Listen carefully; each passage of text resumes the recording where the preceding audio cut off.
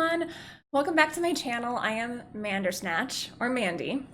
I am here today with another Final Fantasy video. I'm talking about Final Fantasy VII Remake Part 2 and my predictions for it. So lots to talk about today. I am excited to jump into it. All right, let's do it. So I finished playing Final Fantasy VII Remake a couple months ago. I think I finished my first playthrough around a month after it came out. It came out on April 10th. And I finished it around the beginning of May, I think. After that, I jumped into my hard mode playthrough, which I finished a few weeks ago. I was blown away by the ending. I knew some things were going to be different. I was actually very suspicious that Zack was going to be alive. I knew there was something weird about Zack. I was not staying off of Twitter. I did not get spoiled by the end of the game. But I did have suspicions that there was something going on with Zack because some streamers that I follow and people that I follow that also love Final Fantasy VII had played the remake. And suddenly they were starting to post all about Zack, and I was like, what could this be? And I had also heard rumors that people maybe were alive at the end of the game that were dead at that point in the original. Now, at first I thought maybe that could be Jesse, maybe that could be Biggs, maybe that could be Wedge, it could be all of them. Turns out, I mean, I really didn't know, but it ended up being that it's actually all of the people that died. Except the ones that don't get names. Fine killing them off, huh? Oh geez, I'm sassy. But I had kind of picked up on something was going on with Zack, maybe he's alive, and I really think that yes, that is the twist that they were going for. Now, do I think that he is alive in the timeline where Final Fantasy VII Remake left us with the main four, we'll say with the main four, and where we're going to pick up in part 2. And I think not necessarily. I think it's totally possible that we're only going to be in one timeline and Zack is alive in that timeline and everyone is alive in that timeline. But I actually think it's more likely that there are multiple timelines. Zack is in a different timeline and alive, but in the timeline that we exist in, Zack is dead. So why did they mention the other timeline at all with all these people being alive? I think that could be because we are going to come in contact with that Zack, with that version, and with some of the other people who lived. So Jesse and Biggs and Wedge. I think we will see them. We will probably enter that timeline, but I don't think we're going to stay there. I have a lot of thoughts. I think it could go so many different ways. I think the most likely way is for it not to be that different, for it to be that we see those people a few times, maybe even just one time, and after that they're gone. They're gone for good. They were just there for a glimpse, and that's all. What could have been. We see a glimpse of what could have been, and that's not what's going to be. And I think that's maybe the most likely one. I think another thing that could happen is that we see them, we go to that timeline, we basically are tempted by it to stay there, to make that our real timeline, because Aerith gets Zack, Aerith gets to live, Jesse and Biggs and Wedge get to live. It seems like a wonderful place, but there is this thing called destiny and balance, and all of these people who have been given a reprieve, they either need to die or someone needs to die in their place because the world will require a life for a life. So another crazy theory is that yes, these people live, but we lose someone else in their place. I don't know who that could be. It could be that to have Zack come back, Cloud has to die. It could be for Aerith to come back, Tifa has to die. Oh man, so many possibilities here. Those are kind of out there, I think. I don't think that's what's gonna happen, like at all. I think there's a very small chance of that being it. I think it's more likely that we play along that timeline if we go there. I think it's less likely that we'll go there at all. But if we do, and we stay there for any amount of time, I think it's more likely that we're tempted, but then we realize it has to go back to normal. Aerith has to die. Zack has to die. Jesse, Biggs, and Wedge all have to die.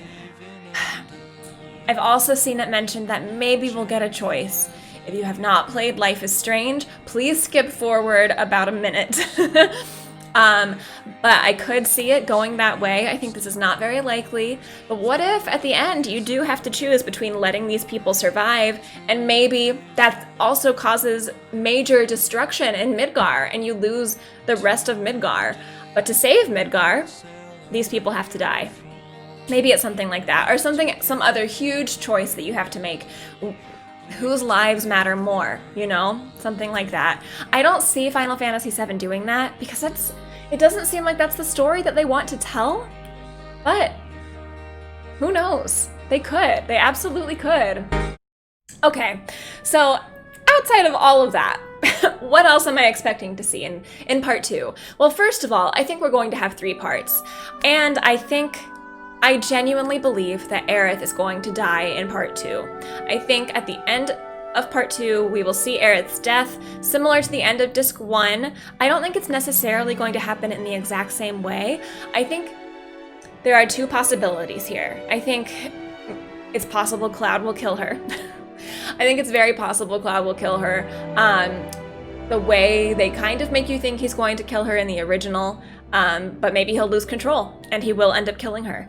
I think that would be very interesting to see. I think it would be devastating. I think that would have a huge, huge impact on the story and on Cloud. And I'm kind of interested to see where that story would lead us. I think also it's very possible that Sephiroth does kill her.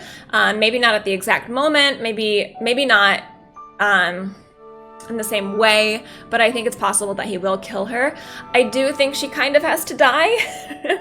But I also know that there's a possibility that Sephiroth is trying to change everything, and so he wants for things to happen differently. So we'll see what happens there. It's possible, I think, that Sephiroth won't kill her because he knows how that plays out in the original. I think our Sephiroth does have knowledge about the timeline from the original Final Fantasy VII. Now, is this a Sephiroth from the future? It could be. I think that's very likely. I think it's very likely that the story we're getting is a sequel to Final Fantasy VII OG, where Sephiroth is attempting to change the past so that he can win. I know people will hate that. I personally think it could be interesting because we always have the original game.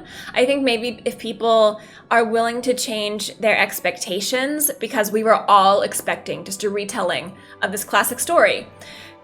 And I think maybe if we come to accept that that's not what we're getting, we could still enjoy this story for what it is. I hope people can get there. I think I would really enjoy it, and I just hope other people will too. But I think it would be very different, and maybe they won't do a great job with it, but maybe they will. You know, I hope we can all keep an open mind, though. I'm very excited to see what story they're telling. Now, some fun stuff, though. It's not all about who lives, who dies, who wins at the end. I mean, all of that stuff is very important, of course. But you know what else is important? Gold Saucer. I want to see Gold Saucer in part 2. I want to see references to the original games. I want to see new mini games. I want darts to come back. Maybe a motorcycle game. The snowboarding game, perhaps. I want to see more mini games. I also really want to go on a date at Gold Saucer. I want there to be more date options. Jessie potentially is alive. What if we get a Jessie date at Gold Saucer? There needs to be a Tifa date. There needs to be an Aerith date. There needs to be a Barrett date. I don't necessarily need that Yuffie date. Yuffie is a child, but if they've got to give it to me, sure. But I really, really want to see the date, and I want there to be more outfit choices. I want outfits for these dates. I want to see Cloud get all fancy. I want to see Tifa in a proper dress that she would choose for herself. I want her to look all dolled up. Because obviously she's going to be my date, but I want, I would love to see more choices for Aerith as well. I think her options for dresses in the first part were amazing. Aerith had a stunning red dress that was just gorgeous. I want that moment for Tifa, and I want it to be in gold saucer. Justice for Tifa. What else do I expect to see in part 2? Well, I think we will see at least Yuffie. I think Yuffie's going to be joining our party in part 2. I don't think it's going to be optional. I don't know if we have to go recruit her. Well, I mean, we do have to recruit her, but I don't think it's going to be optional. I think if you fail it, you have to try again. Actually, I don't even think you'll be able to fail it. I think she'll just enter the party, and we meet her. I think we'll also see Kate Sith again in part 2. I was shocked that he was revealed in part 1, but I'm looking forward to seeing him in part 2. Not my favorite character.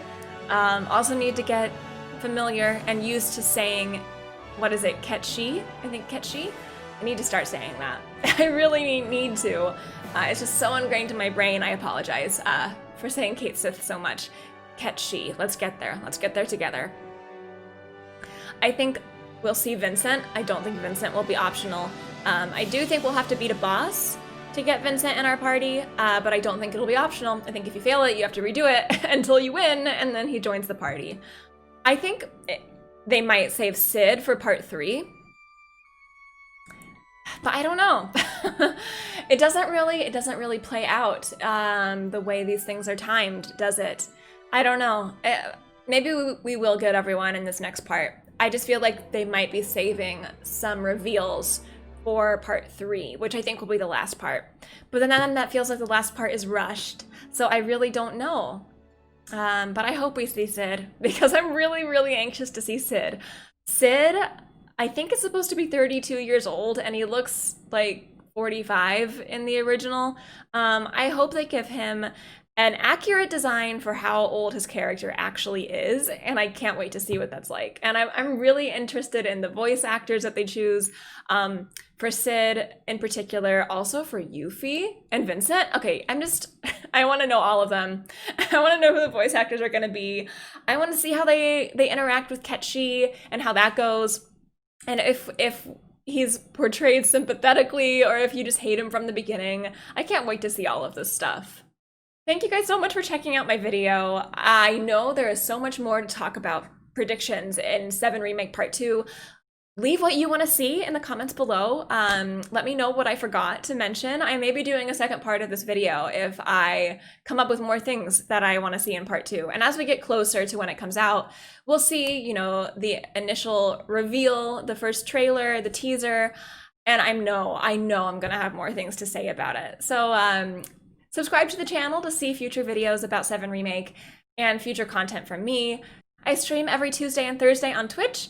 You can find me there as Mandersnatch. My socials are linked below. Feel free to follow me there to keep up with me. Thank you guys so much for watching, and I will see you next time. Bye!